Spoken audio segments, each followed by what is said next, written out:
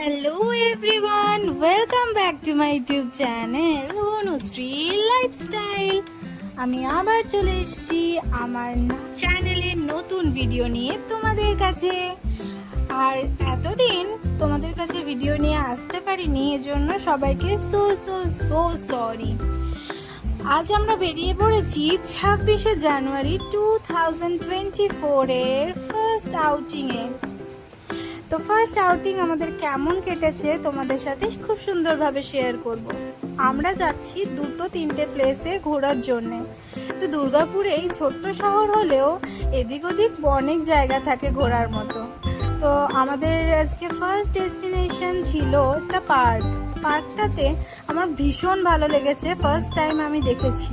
তবে আমার যতদূর মনে হয়েছে পার্কটায় আরও একটু কাজ করে দিলে, যে জিনিসগুলো সাজানো রয়েছে, যে স্ট্যাচুগুলো সাজানো রয়েছে সেগুলোর ওপর আর একটু কিছু করলে তাহলে পার্কটা আরও অনেক সুন্দর হয়ে যাবে আর সবাই এনজয় করবে।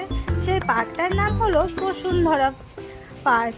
আমরা চলে এসেছি, দেখো দুটো বড় বড় ডাইনোসর গেটের সামনেই রয়েছে স্ট্যাচু করা, আর আরও আছে এর ভেতরে, যেন মনে হচ্ছে আমরা ফরেস্টে ঢুকছি।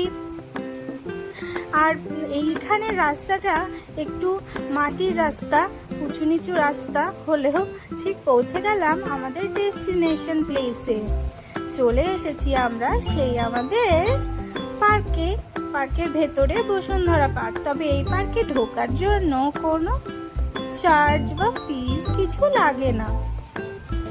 এই দেখো আমি এখানে বাঘ মামার পেছন থেকে উঁকি মারছি। তোমাদের কেমন লাগছে বলো? আর একটু কালার করে দিলেই না কত সুন্দর লাগতো বাঘ মামাকে, তাই না? আরও সবাই এনজয় করতো, কত ফটো তুলতো আর কত সুন্দর লাগতো। তাও আমার বেশ ভালো লেগেছে। আর আমার তো ননদিনী বদমাইশি করবেই, যাই হোক ও খুব এনজয় করছিল, ওই নিয়ে এসেছিল আমাকে এই পার্কটায় ঘোরানোর জন্য। তারপর আমরা চলে গেলাম ইস্কন মন্দিরে আমি আর মা প্রথমেই ঢুকলাম। আমার এখানে দুর্গাপুরের প্রথমবার এসেছি আমি এই ইস্কন মন্দিরে। খুবই ভালো লাগছে। মায়াপুরের মতো এতটা বড় না হলে ইস্কন মন্দিরে ঢোকা মাত্রই মনটা যেন কত ঠান্ডা হয়ে গেল। আর কত সুন্দর চারিদিকে কৃষ্ণ ঠাকুরের গান হচ্ছিল আর জপ হচ্ছিল, সবাই কত ব্যস্ত ছিল, ভীষণ ভালো লাগছিল। কিছু মানুষ এখানে ভক্তরা, প্রভুরা এখানে মালা গাচ্ছিলেন জগন্নাথ দেবকে, তারপর নিতাই গৌর রাধাকৃষ্ণকে দেওয়ার জন্য। এই দেখো কত সুন্দরভাবে সাজিয়েছে মন্দিরটা, আমার তো খুবই ভালো লাগছিল এখানটা। আমরা ঘুরে ঘুরে দেখছিলাম, শ্রীমদ্ ভগবদ গীতার শ্লোকগুলো বোর্ডের মধ্যে লেখা ছিল, বিভিন্ন রকম পোস্টার দেওয়া ছিল। আর এদিকে আমরা ঘুরে প্রদক্ষিণ করলাম একবার মন্দিরের চারপাশটা। আর এখানে শ্রীকৃষ্ণ ঠাকুরের ছোটবেলা এবং ছেলেবেলা, তারপরে মহাভারতের যুদ্ধের বিভিন্ন দৃশ্য তুলে ধরা হয়েছে পেন্টিংয়ের মধ্যে। আর তোমাদের দেখাবো বা প্রভুদের দর্শন করাবো তোমাদের সকলকে।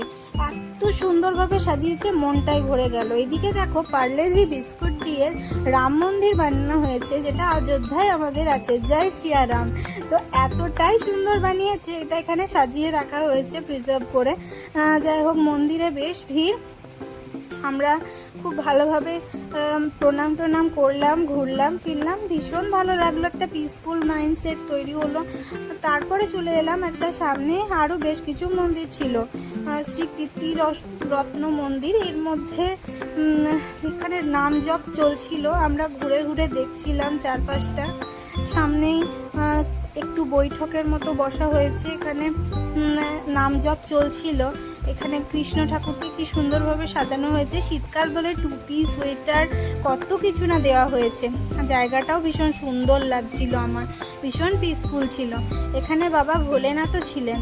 আর যাই বলো, জায়গাগুলো কিন্তু ভীষণ সুন্দর। দুর্গাপুরে থেকেই যে এত সুন্দর জায়গা দেখতে পাবো এটা সত্যি বলাই বাহুল্য। ভালো জায়গা, বাইরে ঘুরতে যাই না যাই, দুর্গাপুরের মধ্যেও না অনেক কিছু ঘোরার জায়গা আছে। তোমরা এগুলো ঘোরো এবং এই মন্দিরগুলো ভিজিট করো, এই আশ্রমগুলো ভিজিট করো, দেখবে তোমাদের খুব ভালো লাগবে।